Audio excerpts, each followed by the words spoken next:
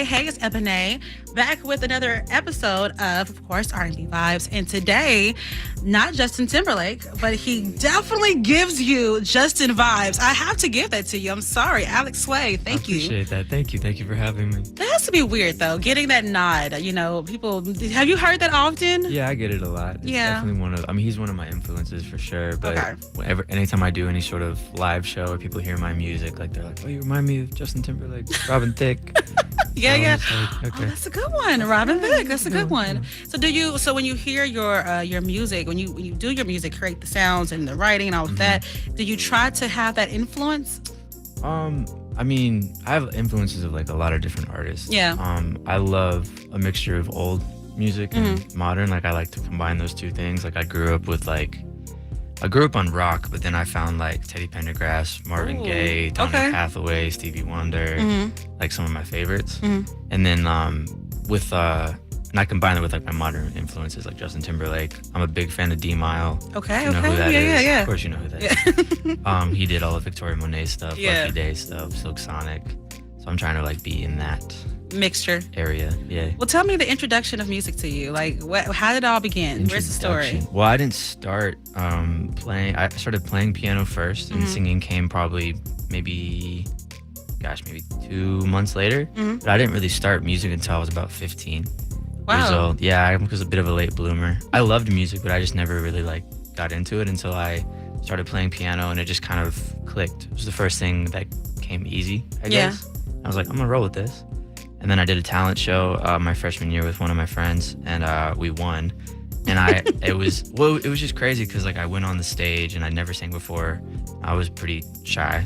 I'm still pretty shy. But I like got on stage, and the second I started singing, like the whole crowd went crazy, and I'd never experienced that. So I was like, oh. Was it awkward? Was you nervous? It was like I was nervous up until the point I got on stage, and I got really comfortable, which was really strange for me because I thought I was gonna be a train wreck. Yeah. But it just felt normal, and like getting that response was just like kind of addicted. And out the blue too. Yeah. So crazy. Did you see yourself ever as a singer? I know that she was, playing the piano at first, and then some time later you actually was singing. But even that time period, playing the piano, you heard your sound. Did you think you were a singer? Not really. I mean, I just really liked, the way I started playing piano was YouTube tutorials. I really started playing because a friend, was playing, I forgot what the song was. It might have been a Linkin Park song, the song What I've Done. I don't know if you remember that song. Okay. He's like, oh, I bet you can't, learn the right hand and the left hand. And I was like, bet. And I went home, and it just clicked, and I was like, all right, let me go look up some more. And I just kept, learning, and I was like, I really enjoy doing this. Yeah. And it would be I would start playing, and then hours would go by and I would have no idea. Oh, wow. Yeah, so I just kind of found that passion, and then singing just kind of came with it, and then it's all I've been doing since. It's kind of funny how even when I guess in your beginning, you learn quick that if you get out of your comfort zone, you're able to learn a little bit more about yourself. Yeah, absolutely. So there's comfort and uncomfortability. Is that correct? Absolutely. So do you try to do that more often? Step outside your comfort zone? I try to make myself uncomfortable as much as I can. Even though some days I'll be like, nah, I just want to stay home and I just want to do anything. But I'll go out, I'll try to meet people. Yeah. I'll try to do the whole networking thing and playing shows and trying different types of just really with experimenting with my sound too. My sound is always changing. It's never the same, which I kind of enjoy. I like how it just kind of evolves. And it should be. Music is evolving, and exactly. So are you. I don't want to be in the same, I guess, place musically my whole life. I just feel like that's boring. It is. Yeah. Well, tell me, how about you? You actually from Florida, right? I am from Florida. What brought you to Nashville? What brought me to Nashville? Well, I had friends who lived out in Gallatin. Yeah. And they were insane musicians that I actually met through my college that I went to in California. Their names are Gabe and Gideon.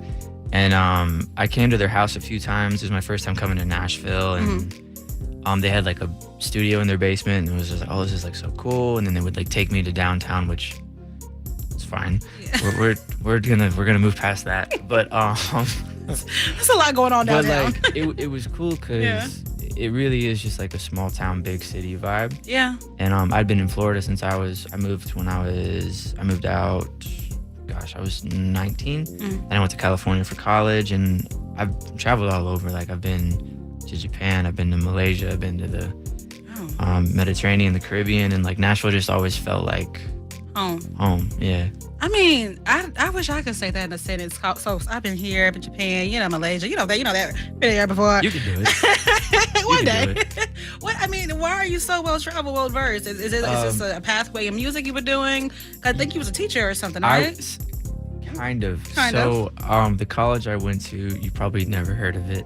It was a very small thing called the College of the Young Americans College of Performing Arts. It was basically like That's a name. it is a name. That is a name.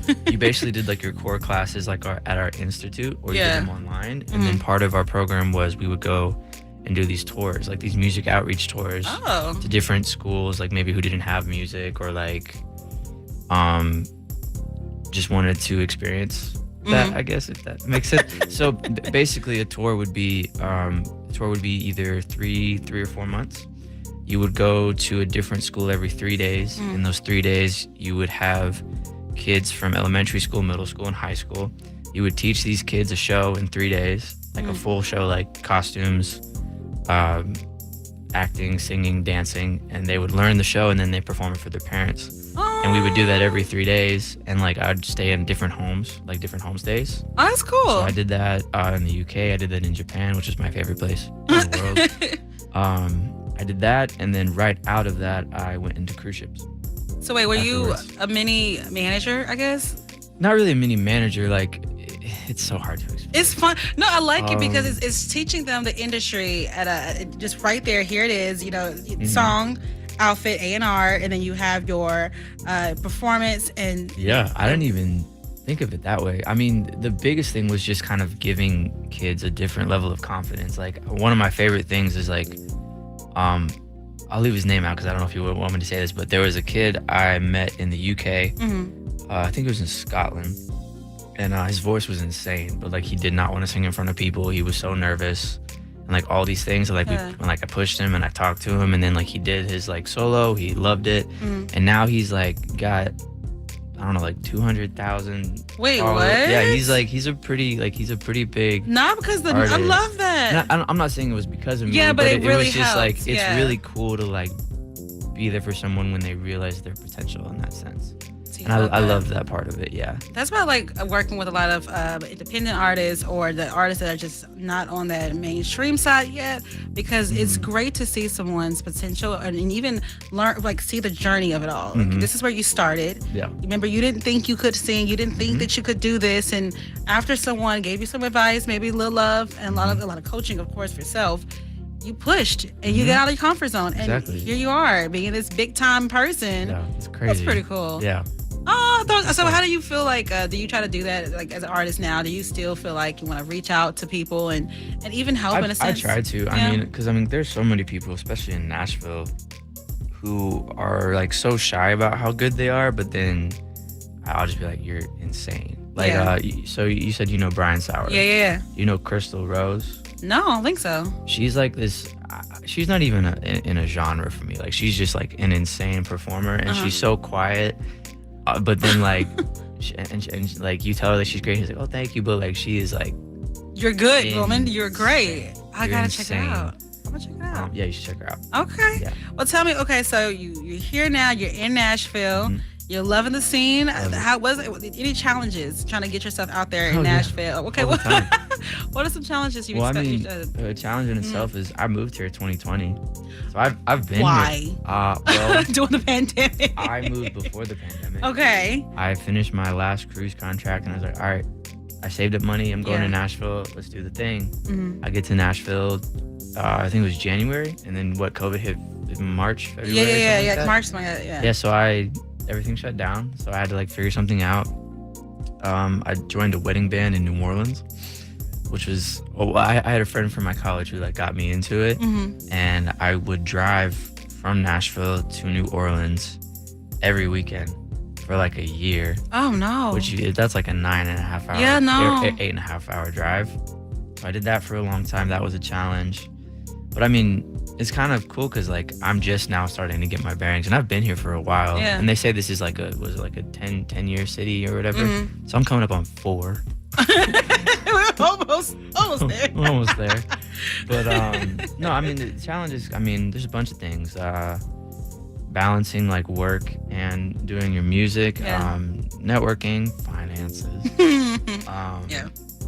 social media stuff, like being consistent with that. I've never been great at that. But I hate it. oh, I hate it. it's just we're in like a, in my opinion, generation of like, if you want to be an artist, you have to be an influencer, Yeah. and like it's just how things are now. So you just kind of have to do it. But I wish I could have been like early 2000s when it was just about the music and that's it. Yeah. I wish the same thing. I feel like social media, it's a great thing for different means and mediums, but at the same time, it has its flaws. It has its downside to it too. Yeah. And when it comes to the music industry, I think that it sometimes plays as that fake, that facade. I've been talking about this for the last 3 different interviews I've done. It's funny, but it plays as this face that you put on in order, of course, people to like you and get to know you. Yep. However, you lose sense of the actual individual you are. So you're hiding behind social media. Exactly. And then you're forgetting, who am I in comparison to who I portray. Absolutely. So when people see you and they're like, oh my gosh, I know who you are, I love you, you're like,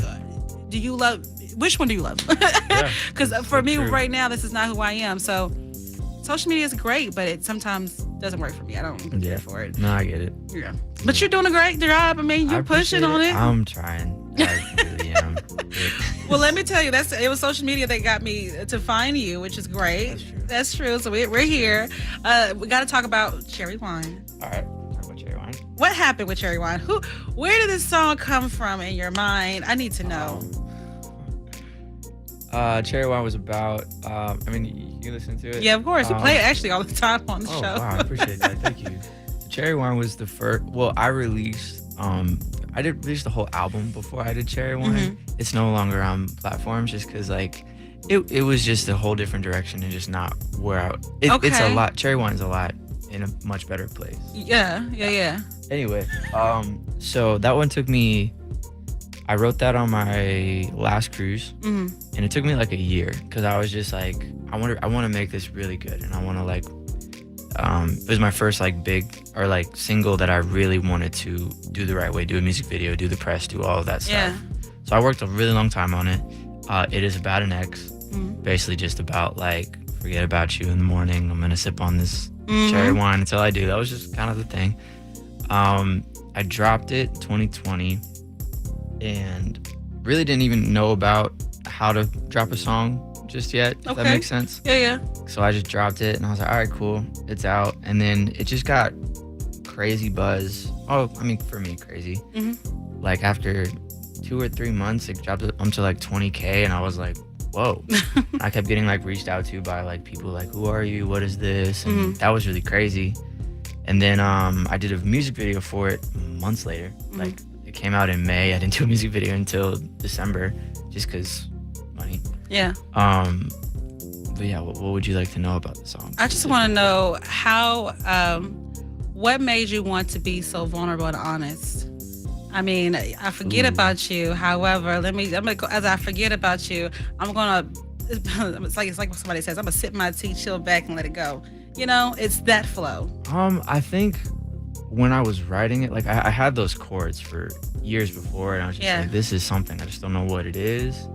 And anytime I would try to like sing something, it was always about that breakup. Yeah. And I really couldn't write anything else at that point. Like if I tried, I was like, this doesn't feel like how I'm actually feeling. So I was like, I have to get this out in order to move on and like write other stuff that I want to write about. Does that make sense? So you got to get it out your head. I did that out. In my head, and I just had to push it out. So, yeah. And it's great. Thank that you. one, I love a lot of your songs. I love that. And I'm going to the older right now and Say Less. Thank you. I gotta give nod to Say Less. When I tell you, I that's a bop right there, and I hope that you continue to play it and sing it. I try to, yeah. It's a great introduction to people about your sound and what they're going to experience. And then now with LBD, Little Black Dress, and then you just released another single, I think in March. I did, yeah. That was with my friend Chase. It's called, funny. Check My Style. There we go. It's funny how you dip into R&B, you dip into the pop, and then you even have the hip hop along with it too. Yeah, that's so that's with his name is Chase, and then Landon Sears. Gotcha. Is another. If you don't know him, you need to. We are teaching people today. Landon, y'all get this. We're gonna get this together. Landon Sears is one of. Landon Sears, Clover James are two of the greatest rappers in Nashville. Ooh, that's a good name. That's heavyweight. They're both insane, and like they don't get enough credit. Like Landon has dropped probably over 100 songs. Oh, wow. Yeah, like he's done a lot. But anytime like he needs like he always hits me up. He's like, "Yo, I need like a hook on this song by tomorrow." I was like, "All right, cool." And then I'm always on. We call them posse tracks. We do a lot of them. Like Landon's really big on putting other independent artists on his songs. Like we did one. What was it called? When You Leave, and it's me, my friend Tyra Thompson, Claire Maystow, and then him. So it's like a posse track. So we do a lot of those, and that's when I dip into hip hop because like I'm not a rapper, but I can sing on the rappers. Have you tried? Because remember, you stepped out your comfort zone and you became a singer. So you might be.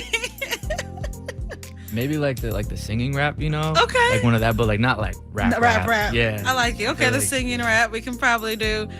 I think you could probably try it. It'd be kind of fun. We'll see. Well, you taught me a new term, posse track. I never heard of that before, so now I know. Yeah. And it's just basically when the friends get together, they all get together for that one piece. Do y'all sometimes, I guess, do when everybody comes to that one location and we're just going to sit there and not really think about a track, but just sing out. We're going to sing. We're going to rap. We're going to do it. I mean, the way Landon usually does it is like he already has the track. Yeah. He writes his parts in like 30 minutes. It's ridiculous. Oh, wow. It honestly angers us because we'll be over there trying to write a hook, which is 4 to 8 lines, and he writes a 32-bar verse in 30 minutes, and it's just like, damn, he's quick. Okay. But normally it was at his place, and then we would just like all come together, figure out, all right, because with him he doesn't really care. Like you said, like we don't really think about what the song's about. We just kind of sing what we're feeling. We just all put it together, and it's just magic. Just hodgepodge. Well, tell me what if somebody's like first now and getting like learning you, they're looking at this right now, they're like, I like him. How else would you describe yourself to them, to introduce yourself to them? This question. In the aspect of like in what like in my music sound, as your sound, yeah, like I would say I'm always trying to make timeless music. Like I like.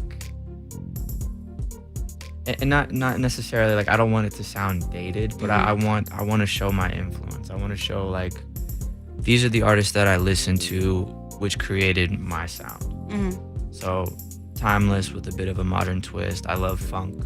I love jazz. I love gospel. I love pop. And I love just kind of mixing it all together. And this is where you're gonna get. That's what I do. It's fun. Like when I hear your music and when I see you, I imagine this huge stage with a big band and very specifically a colored suit. Don't know why, just go with me. And I can see you in this kind of Bruno Mars type of. Yeah, he's another big one. You know, like it's like a Bruno Mars type of thing, but it's loud, it's beautiful, it's R&B, it's pop, it's eclectic. I can see that so perfectly and clear. That. So I'm just appreciative of your music. Tell people where they can find you, how they can follow you, and all of that. You can find me Alex Slay on all platforms. That's AlexSlay, and on Instagram it's Alex Slay Music. And I have another single coming out hopefully the end of this month or beginning of June. So stay tuned for that. Okay, now before you leave, I'm going to surprise you with this one. I wasn't going to ask, but I'm like, yeah, he seems like he has enough water. Can you give me the riff of the day? Oh, no. I need not you grabbing the water part. Just any riff? The riff of the day. This is what you do. It is what I do. Perfect. I really need to bring that back. It's a great thing. I love it. All right, riff of the day. Wow, you really put me on the spot. I did. There has to be a song you've been listening to so much and that you haven't. Sorry, I haven't warmed up at all. I'll just do a random one. Okay. Because they're always random. This is man. Okay. Oh, I'm laughing. This is fun. Yeah.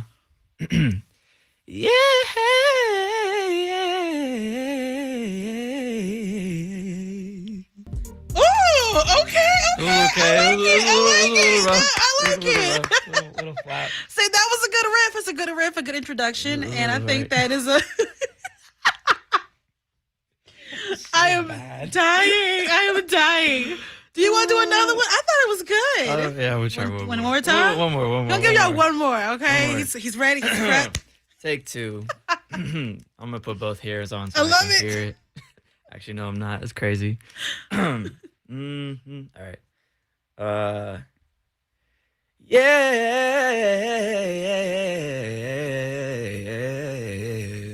So close. No, we got that. You got that. That was good. You can just cut it.